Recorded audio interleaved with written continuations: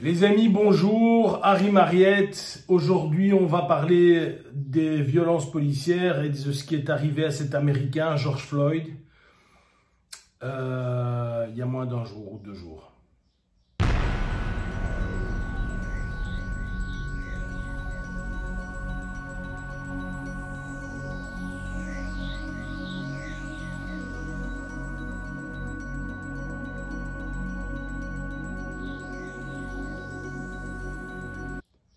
Voilà, écoutez, je vais d'abord parler de ce qui s'est passé aux États-Unis avec ce noir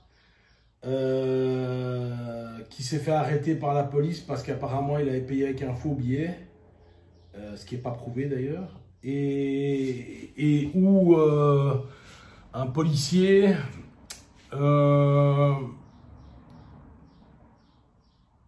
tué en fait. Pour moi c'est un meurtre simplement.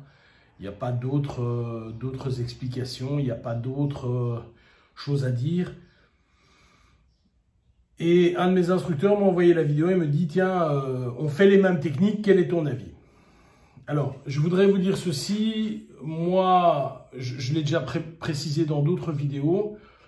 Je vais vous dire 2 choses. La première chose, c'est que 25% en moi, je suis black. Donc je suis très sensible à tout ce qui est racisme anti-noir. Ça c'est un premier point. Un deuxième point, c'est que j'enseigne ces techniques. Alors, moi je les enseigne et toutes les personnes qui font du Krav Maga opérationnel, c'est-à-dire du Krav Maga police ou sécurité, les enseignent aussi. La technique consiste en réalité à prendre la personne, la mettre au sol avec le bras, garder un bras entre tes 2 jambes, mettre un genou sur la partie basse du dos et l'autre genou sur la partie haute du dos. La personne ayant la tête sur le sol, tu compresses son dos normalement et tu peux jouer sur la compression. Normalement, le gars sait respirer, mais il est immobilisé parce que tu maîtrises son bras, tu maîtrises son dos et sa tête est bloquée. Ça, c'est la technique tip-top. Lorsque tu enseignes cette technique, tu expliques bien, en tout cas moi j'explique bien et d'autres, moi j'enseigne cette technique soit à des experts en Krav Maga ou des futurs experts, soit à des personnels d'intervention, garde sécurité, etc.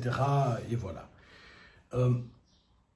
Quand tu fais cette technique, le but c'est d'immobiliser et elle est entre guillemets assez safe parce que tu gardes le contact avec le sol.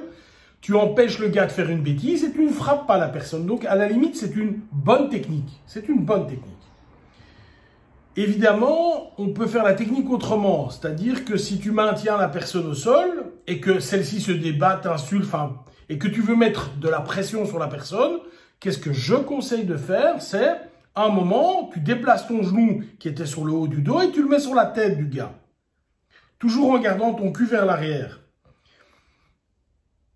En faisant cela, tu vas lui mettre de la pression sur la tête, il va comprendre qu'il doit arrêter et tu reviens où tu étais. Également, quand tu fais cette technique, tu es assis comme ceci. C'est-à-dire que ici c'est ton cul, là ce sont tes genoux et là c'est ta tête. Tu es comme ça. Vous voyez ce que je veux dire, hein? Si tu veux mettre un maximum de pression, qu'est-ce que tu vas faire? Tu vas te relever comme ceci, de façon à ce que ta tête, ta hanche et ton genou soient en perpendiculaire par rapport au sol. Et à ce moment-là, tu vas mettre le maximum de pression. Même là, en étant comme ça, sur le haut du dos et sur le bas du dos, tu sais que tu vas faire mal à l'autre. Tu le sais. Tu sais que ça va donner, dans certains cas, si tu es très lourd et que le gars n'est pas lourd, puisque tu appuies avec tout ton poids sur le milieu du dos, tu peux également l'étouffer. Mais,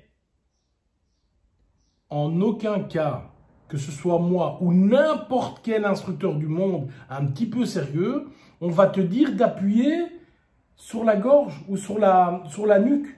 Pourquoi? Parce que le gars étant de côté, il a déjà difficile à respirer, tu vas appuyer sur sa carotide. Je vous rappelle, hein, c'est un circuit, on amène le sang au cerveau, on le descend, il y a de l'oxygène qui vient plus évidemment. Hein. Si tu coupes le circuit, il y a un problème, c'est un étranglement en réalité, c'est un étranglement. Et si tu mets donc ton genou sur le cou, eh bien, tu arrives à ce qu'on a vu, c'est-à-dire que tu tues la personne.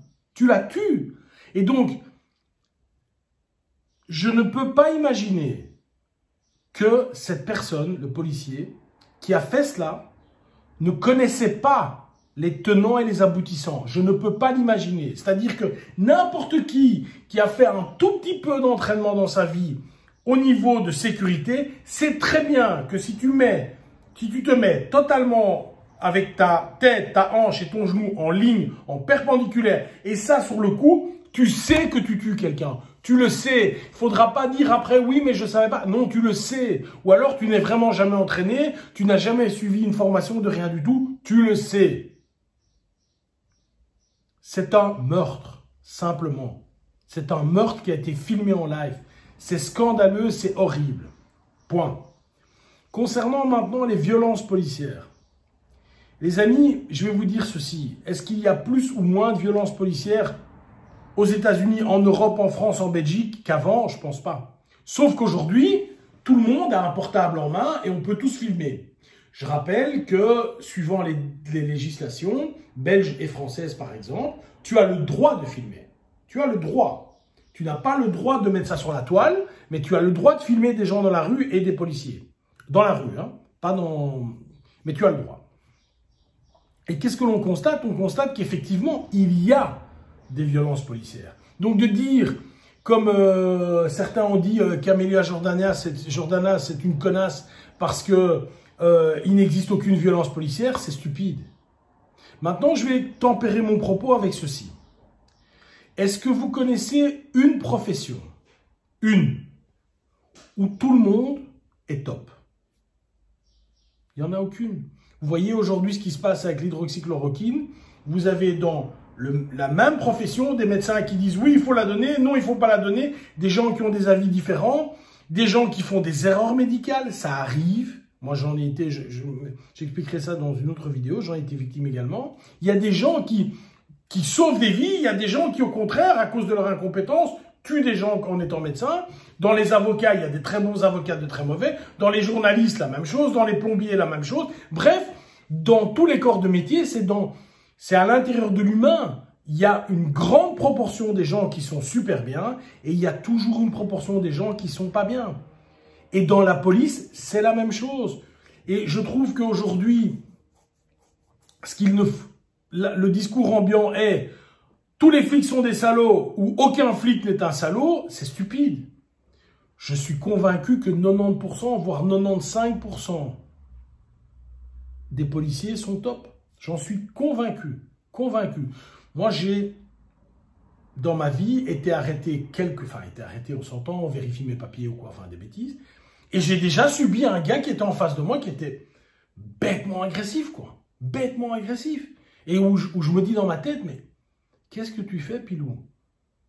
Tu es avec ton costume, là, si je te mets une gifle,